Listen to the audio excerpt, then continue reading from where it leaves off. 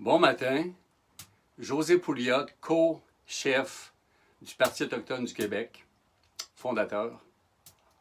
On est à Fidjibé aujourd'hui pour une petite capsule sur le désir de reconnaissance des Autochtones hors réserve sans statut, incluant les Métis, les Indiens non inscrits, les sans-mêlés. On va essayer de faire ça clair, puis bref, pour être le plus précis possible sur mon intervention. D'abord, les gens au Québec, les médias, et beaucoup de sommités, beaucoup de personnes en autorité sont systématiquement à l'attaque des personnes qui revendiquent une identité autochtone, métissée au Québec puis dans l'Est du Canada. Donc ces gens-là, par des études, par des recherches, on voit qu'il y a deux tendances. Il y a la tendance de lobbyistes des Métis de Rivière-Rouge qui ne veulent pas, eux autres, qu'il y ait d'autres Métis nulle part. Ça a un petit peu dégénéré parce qu'il y a eu une reconnaissance des Métis de Sault-Sainte-Marie par le gouvernement du Canada, puis ça n'a pas fait leur affaire trop. Ils sont en conflit à ce niveau-là. Donc ça, c'est une première pression qui vient de l'extérieur pour nier l'existence de métis ou d'Autochtones hors réserve, de personnes métissées avec une culture distincte au Québec. L'autre pression vient du système en tant que tel, du système qui est beaucoup nourri par des gens qui n'ont aucune compétence dans le domaine, souvent, qui vont simplement être supporters de la cause autochtone au Québec, puis qui vont dire, ben, c'est pas vrai que vous êtes des Autochtones, c'est pas vrai que vous êtes des Métis, c'est pas vrai que vous êtes des sans-mêlés.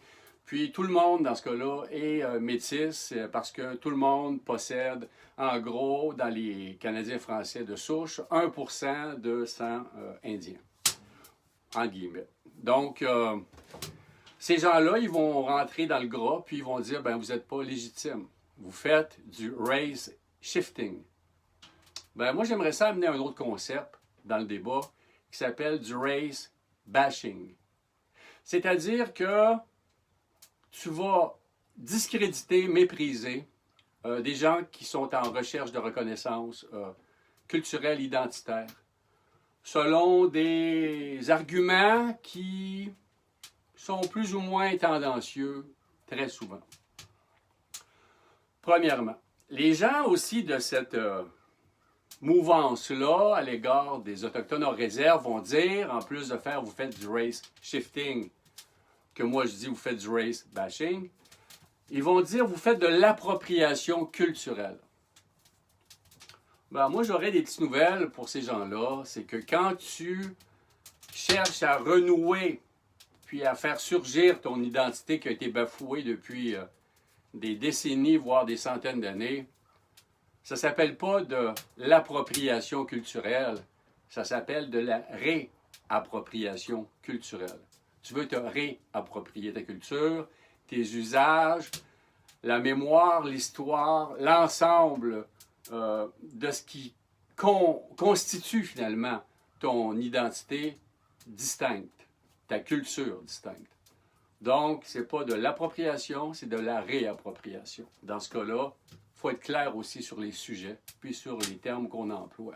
Cela étant dit, il faut comprendre une chose très particulière, c'est que le statut des Autochtones au Québec est très différent du statut des Autochtones, par exemple, dans l'Ouest canadien, à plusieurs niveaux.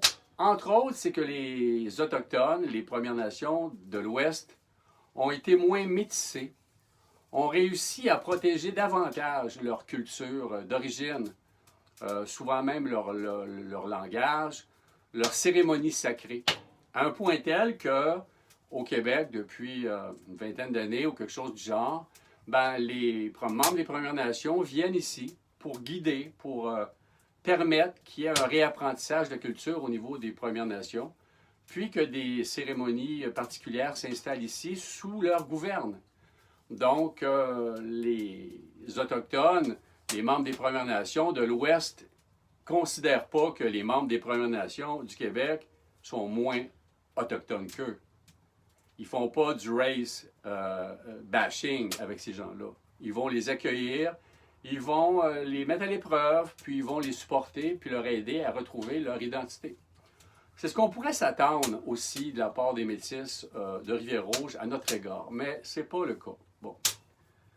Autre chose dans la même lignée, c'est que quand on dit ça, on dit que les membres des Premières Nations du Québec sont largement métissés.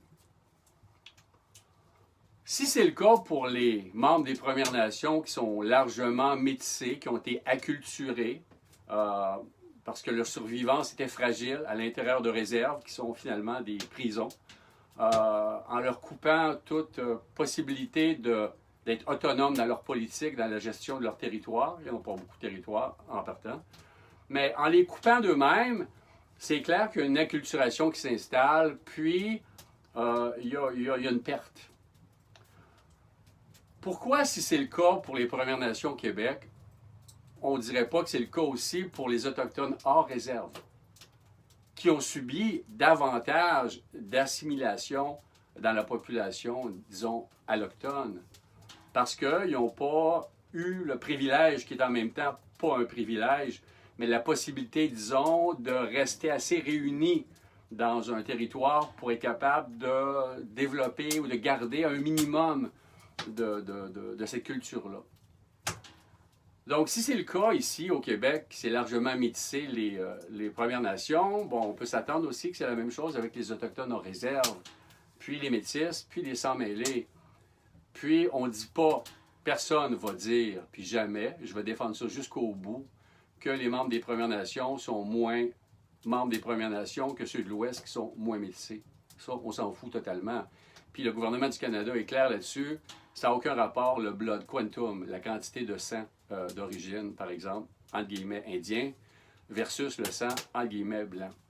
Donc, si ce n'est pas le cas pour les Premières Nations, il ne faudrait pas que ce soit non plus le cas pour les Autochtones en réserve, les Métis, les sans-mêlés qui sont en quête de reconnaissance.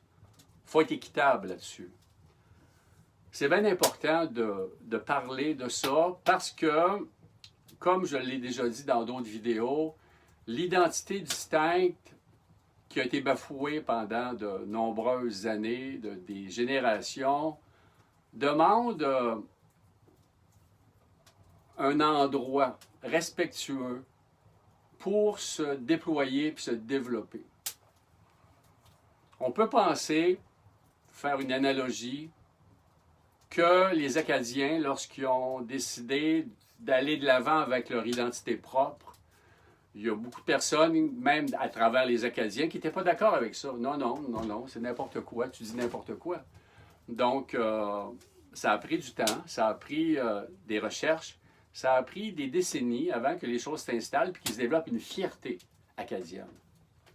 Au Québec, on n'a jamais développé la fierté canadienne-française. On a été assimilés à une plus large dénomination qui s'appelle être québécois.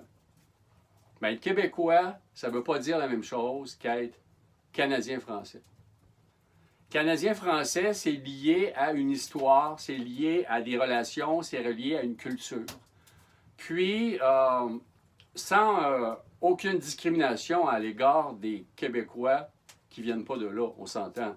La nation québécoise, c'est une nation québécoise inclusive, puis tout le monde a sa place, c'est clair. Mais à l'intérieur de ça, il y a quand même une histoire. Cette histoire-là a été oubliée, mise de côté, parce qu'on considère, les politiques, que si tu vas de l'avant avec ça, c'est comme si tu excluais les anglophones, c'est comme si tu excluais les nouveaux arrivants.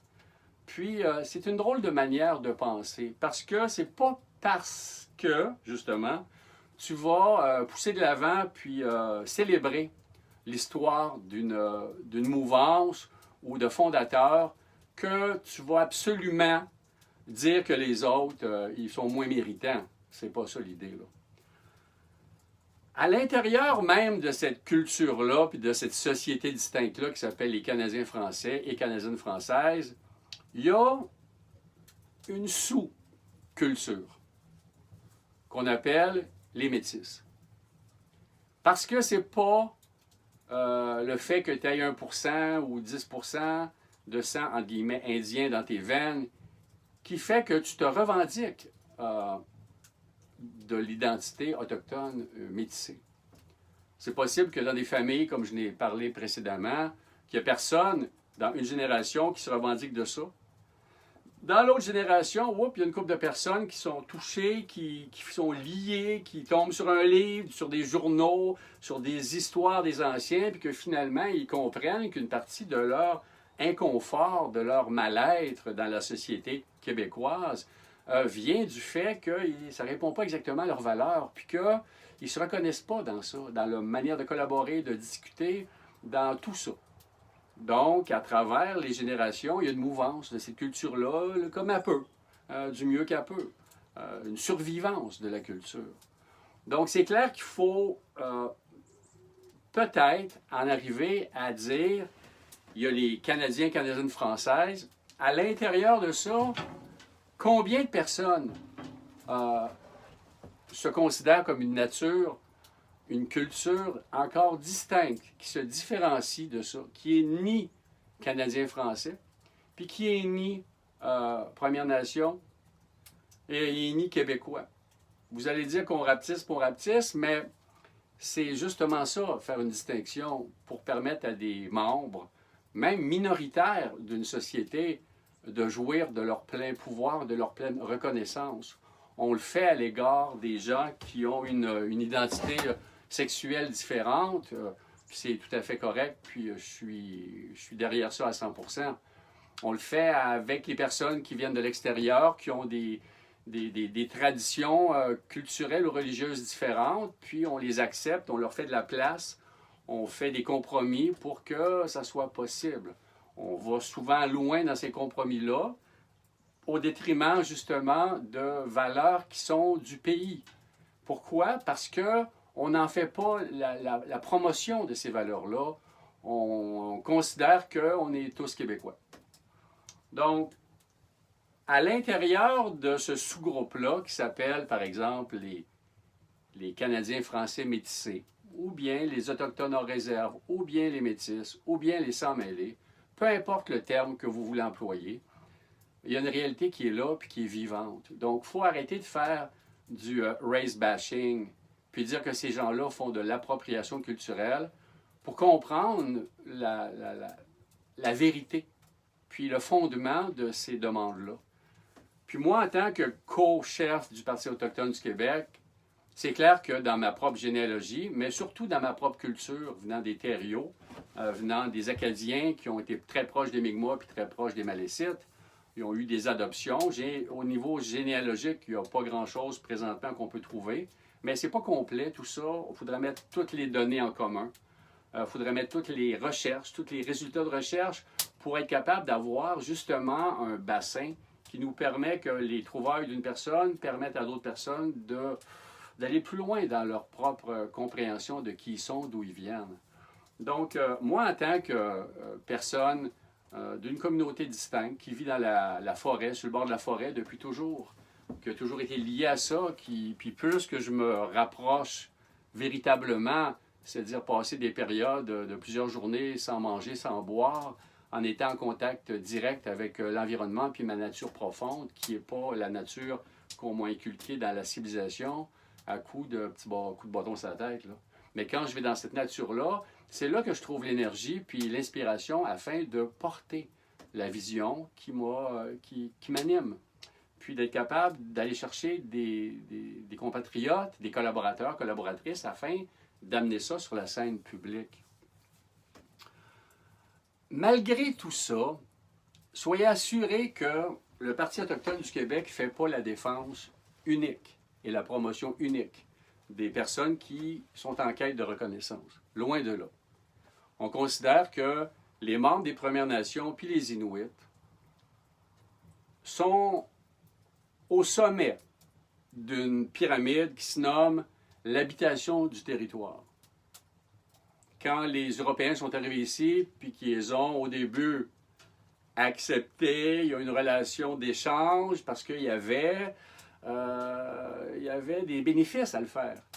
Ben, il y avait les fourrures, mais à partir du moment où ça a été la coupe du bois, les fourrures c'était moins payant, ben là, les Autochtones, les Amérindiens, les Indiens, les Premières Nations étaient dans le chemin. Ben non, là, ça ne marche pas. Là. Ils n'ont pas de territoire, ça ne marche pas. Donc, soudainement, les Canadiens français, puis même qui étaient sous les ordres souvent des Britanniques, des Néo-Britanniques, des Anglais, ben, se sont prêtés au jeu, puis ont participé à la ségrégation, à la destruction des territoires. Puis c'est malheureux dans ce cas-là. Donc, il ne faut pas demander non plus aux gens des Premières Nations, puis aux Inuits, d'être bien ouverts à la réalité des Canadiens français métissés. Parce que dans leur histoire, ils savent bien que c'est des opportunistes, puis qu'on ne peut pas leur faire confiance, puis que quelque part, ben, quand on leur a fait confiance, ben, ça n'a pas été payant pour nous autres. Mais c'est une peur qui s'est installée selon des faits, puis des actions qui ont été posées. Mais ce n'est pas non plus tous les Canadiens français qui, parce qu'ils sont Canadiens français, qui sont coupables du moindre crime qui a été posé. Présentement, dans la société, il y a des gens qui sont carrément racistes. On le voit amplement. Puis c'est clair que c'est pas une attitude défendable. Là. Mais au lieu de simplement dire « je suis pas d'accord avec le racisme » ou « ouais, je suis d'accord un peu parce qu'ils ont un peu raison », c'est ridicule de se positionner là, mais quelque part, les Allochtones ont leur propre peur aussi, ont leur propre crainte. Ils craignent la réalité des Premières Nations. Ils ne la comprennent pas clairement, puis c'est pas clairement toujours dit sur la place publique. C'est quoi la revendication première? C'est pas intégré dans nos sociétés, puis on ne fait pas la promotion d'une compréhension profonde. Là. On reste assez superficiel. Là. Donc, il y a des gens qui sont dans un comportement de racisme. Puis, la question à se poser finalement, c'est pourquoi il y a du racisme à l'égard des membres des Premières Nations? Pourquoi il y en a à l'égard des Inuits? Mais pourquoi aussi il y en a à l'égard des Autochtones hors réserve qui sont en quête de reconnaissance? Pourquoi est-ce que on porte sur eux des jugements, puis on a des propos haineux à leur égard? Donc, c'est clair que pour le Parti autochtone du Québec, il y a donc les membres des Premières Nations et les Inuits qui ont été là avant tout le monde. Donc, eux possèdent une préséance, ils possèdent une habitation, une présence première sur le terrain. Quelque part, il ne faut pas l'oublier, ça, puis il faut le mettre de l'avant.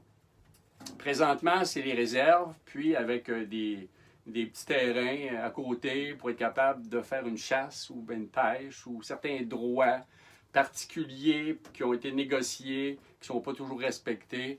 Puis ils vivent finalement dépossédés de leur territoire. Donc c'est clair que dans notre approche, on veut rétrocéder. Mais rétrocéder, on rétrocède pas quelque chose qui ne nous appartient pas. Le mot rétrocéder en partant est assez discutable. Mais on veut permettre, disons, qu'il y ait un retour des Premières Nations sur leur territoire afin d'aller de l'avant dans la gestion des ressources à leur manière, mais aussi qu'il y ait une source de financement qui puisse faire de l'argent pour se constituer. Parce que présentement, on ne leur donne pas ça comme opportunité. 95% d'argent vient du gouvernement. Puis en gros, donc il faut leur donner la capacité de faire du cash et d'être riches. Puis de pouvoir avoir du cash dans la communauté, puis d'être capable de s'asseoir à la table de négociation, puis pas seulement d'avoir besoin de 1 million parce que tout le monde meurt dans la communauté de diabète, puis qu'on va faire des concessions en masse parce qu'il faut sauver notre population. Non, c'est pas, on n'appelle pas ça une négociation d'égal à égal. Quand tu as le gros bout du bâton, puis si tu es gentil, je vais te donner ton plat de moulé. C'est totalement absurde d'agir comme ça avec des êtres humains. Là. Mais c'est comme ça que s'est mené le néocolonialisme. Donc, on considère que les Premières Nations, les Inuits, ont des droits qui doivent être tout de suite reconnus. Le territoire doit être accessible tout de suite, puis une grosse partie des terres de la couronne doit être donnée, doit avoir accès à ça. C'est clair que c'est beaucoup de terrain.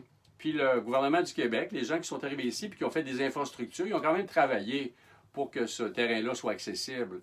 Même s'ils l'ont saccagé beaucoup, bien, ils ont quand même fait des infrastructures.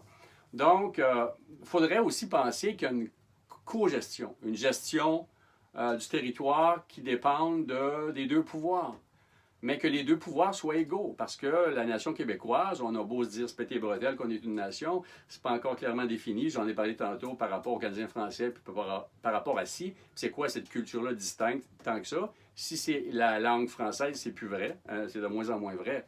Donc, c'est quoi qui fait qu'on est distinct? Là, il faut se poser la question et être clair là-dessus. Donc, on négocie pas en gros de nation à nation. On ne sait même pas c'est quoi la nation. Puis en face de nous, c'est pas une nation, c'est une civilisation, comme j'en ai déjà parlé. Donc, cette civilisation-là a ses propres règles, a sa propre histoire, a ses propres valeurs, sa propre dynamique, sa propre ontologie. Donc, c'est important qu'ils puissent manœuvrer puis gérer la situation à leur propre manière. Pas selon des règles, puis des processus, puis une administration qui est établie par les colonisateurs. Ça ne répond pas. Ils sont peut-être maladroits dans ça. C'est pas comme ça qu'ils veulent évoluer. Donc, le Parti autochtone veut absolument remettre la possibilité aux Premières Nations de gérer ça comme ils veulent. À l'intérieur de ça, quand on parle de reconnaissance des Autochtones en réserve ou des Métissés, ben il va falloir quand même qu'on pense qu'on va leur donner quoi à eux autres? Seulement comme les Acadiens, une place avec une roche, puis un drapeau, puis des chansons, puis à chaque année, on va faire un festival où on va aller plus loin dans la reconnaissance, puis on va contribuer à développer cette mémoire-là, cette culture-là, puis leur donner un pouvoir aussi.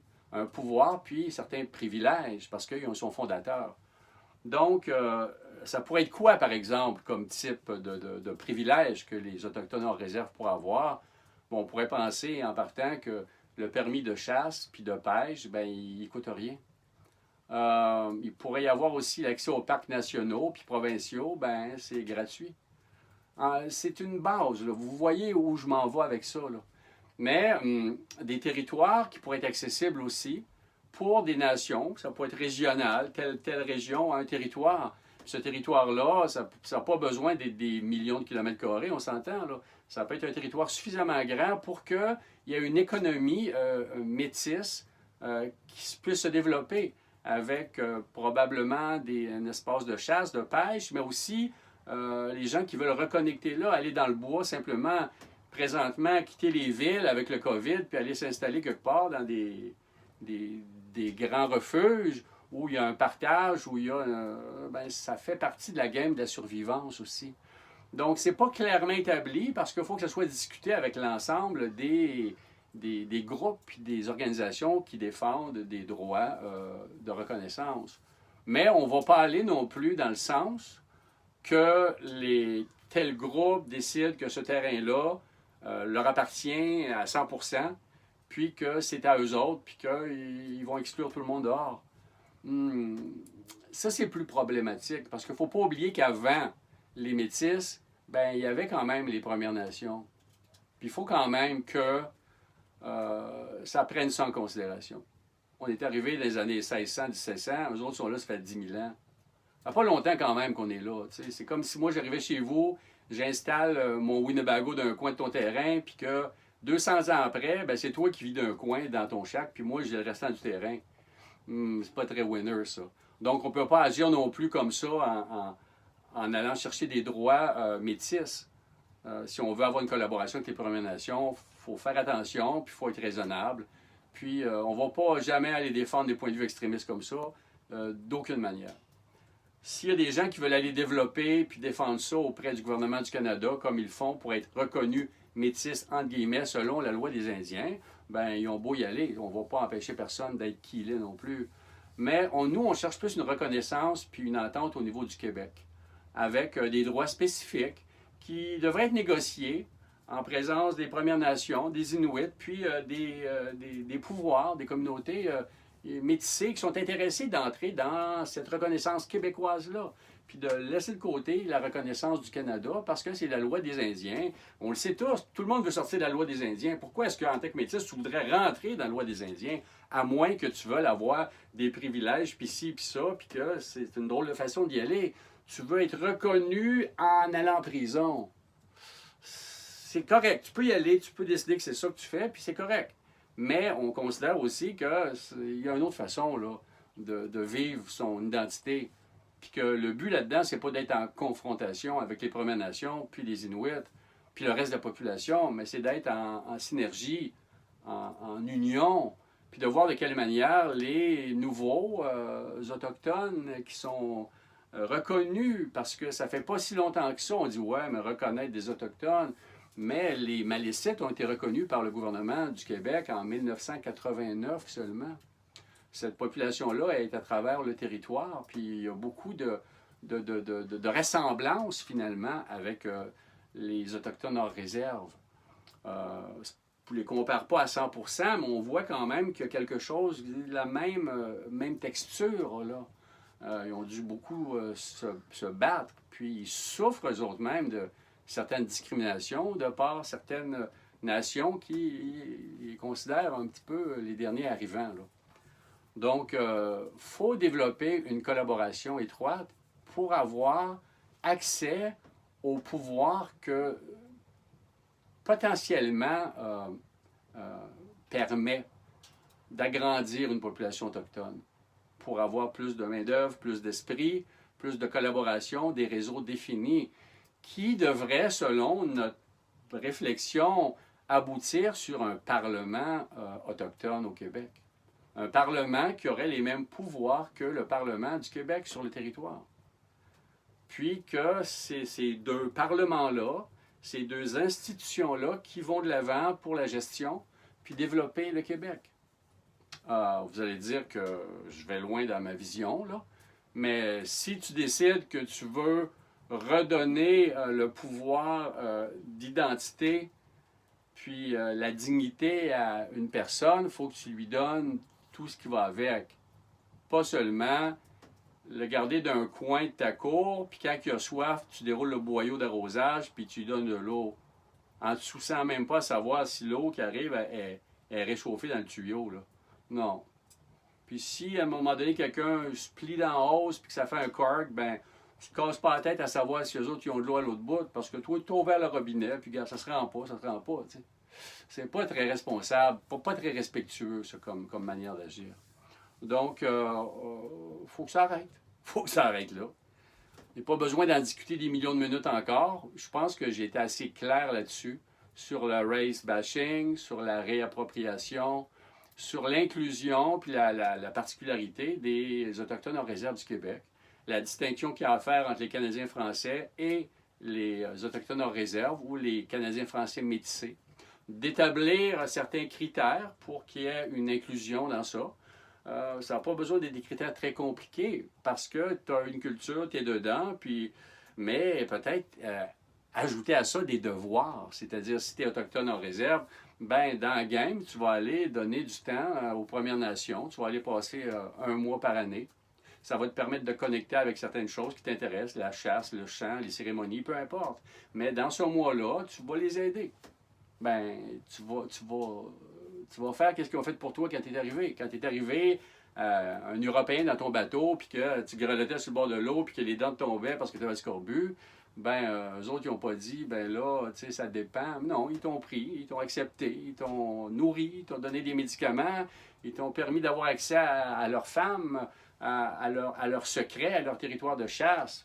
Donc maintenant, ben, tu sais, c'est normal qu'en tant que métis, ça se peut que tu aies le goût de remettre une partie de ça. Commencer par ça.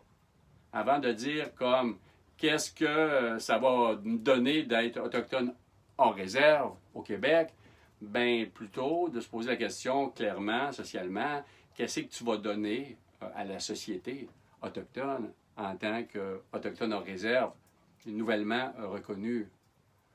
De quelle manière tu vas faire la preuve que c'est vraiment toi, que c'est pas une histoire, un mythe, puis que finalement, tu es content d'avoir une carte en plastique, mais que dans la réalité des faits, ça ne signifie pas grand-chose.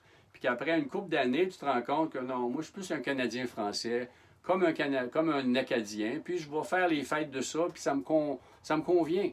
Puis avec le temps, il va y avoir un nettoyage qui va se faire, puis ce qui peut sembler être une explosion de requêtes puis d'auto-identification présentement, ben avec le temps, il va y avoir un ménage qui va se faire, puis il va y avoir une réalité vraie.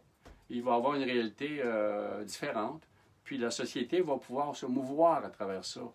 Puis c'est pas l'idée de scinder le pays en deux en ayant un Parlement autochtone puis un Parlement québécois, plus québécois, province du Québec, mais c'est de trouver une manière de collaborer puis d'utiliser toutes les ressources afin d'aller plus loin, parce que c'est pas normal qu'on exploite nos ressources puis qu'on les envoie ailleurs se faire traiter avec une plus-value.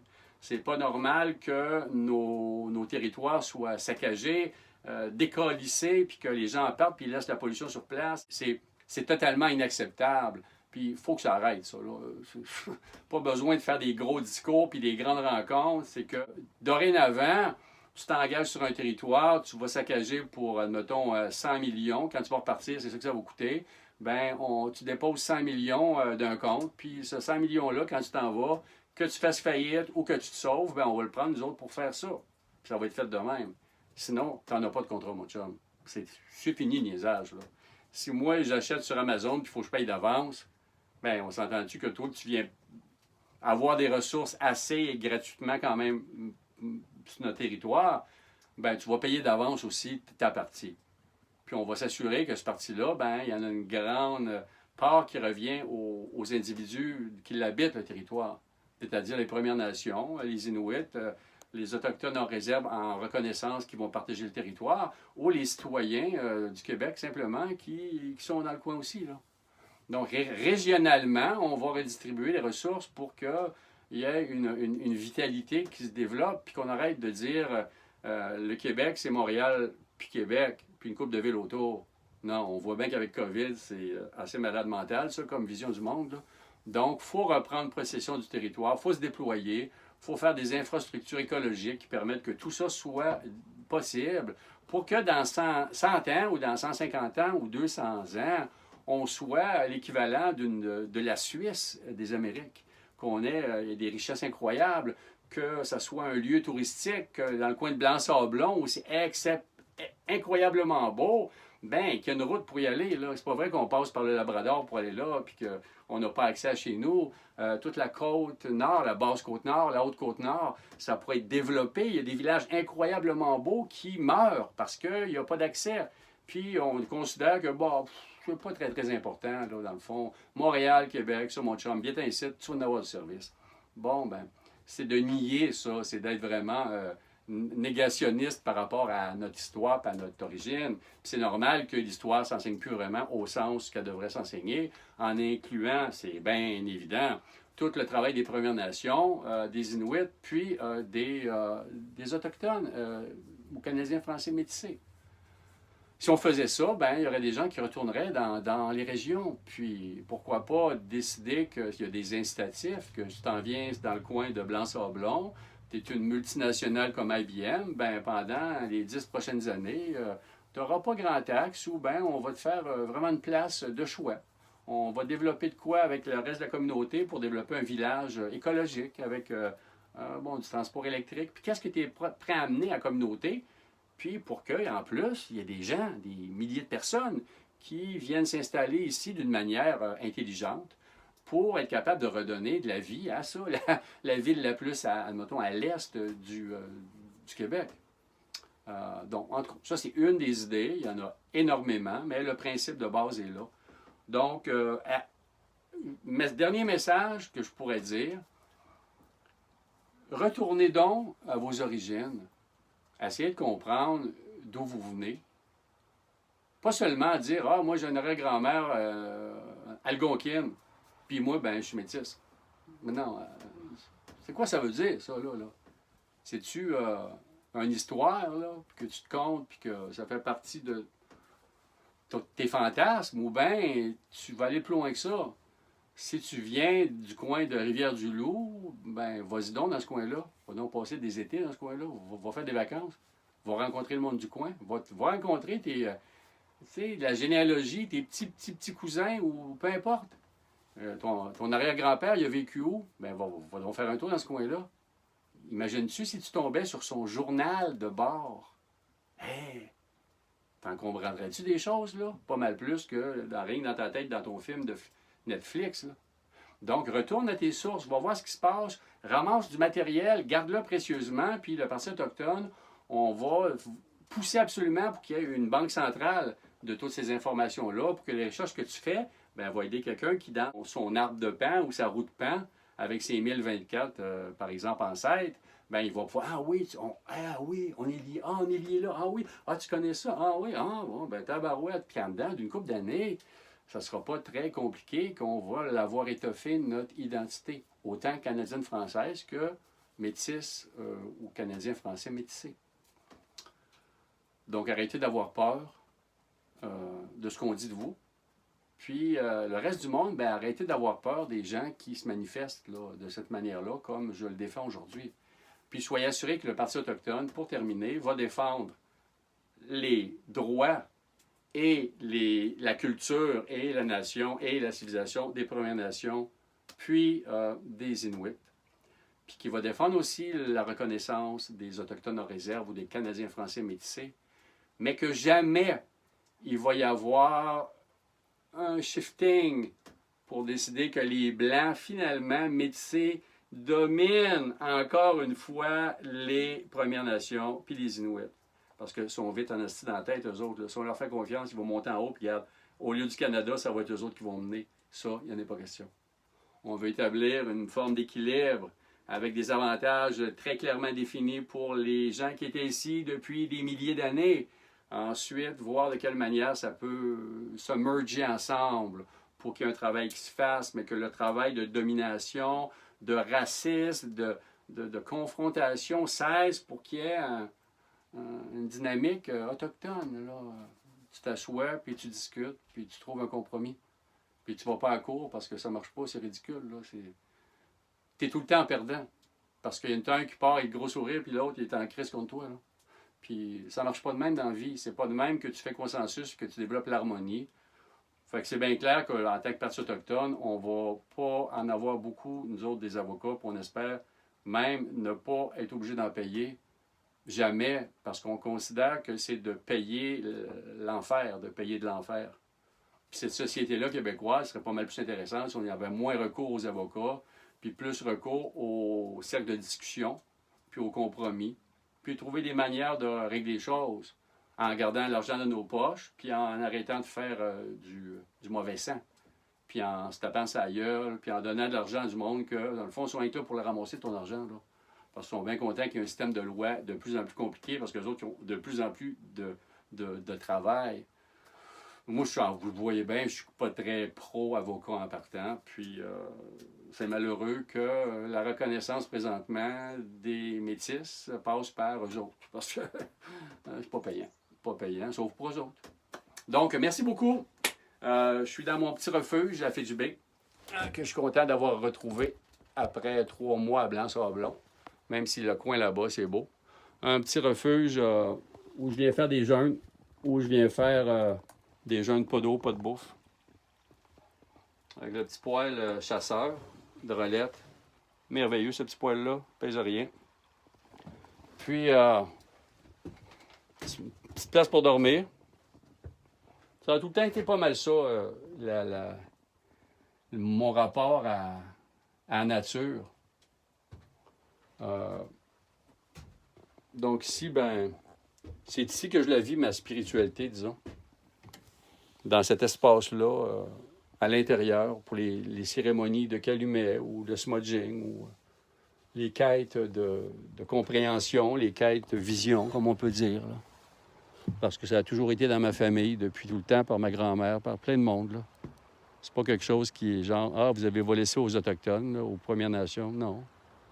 On les a simplement retrouvés, puis on a mergé, comme certaines nations, Premières Nations du Québec, recommencent des cérémonies qu'ils avaient oubliées depuis des fois des centaines d'années. Mais c'est pas parce qu'ils les retrouvent que c'est de l'appropriation. Là. Donc ici, c'est ça.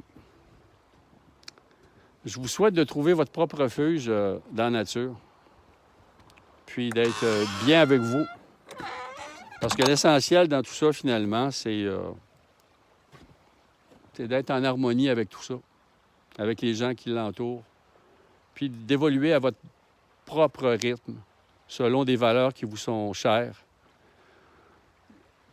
pour que la société, la civilisation arrête de se diriger vers un cul-de-sac, mais plutôt vers une ouverture. Puis que cette pression sociale-là soit suffisante pour changer le Québec, puis le Canada, puis pourquoi pas atteindre, avec le temps, le nord des États-Unis. Merci beaucoup. Je vous souhaite une excellente journée. Plus de vidéos plus tard. Bye.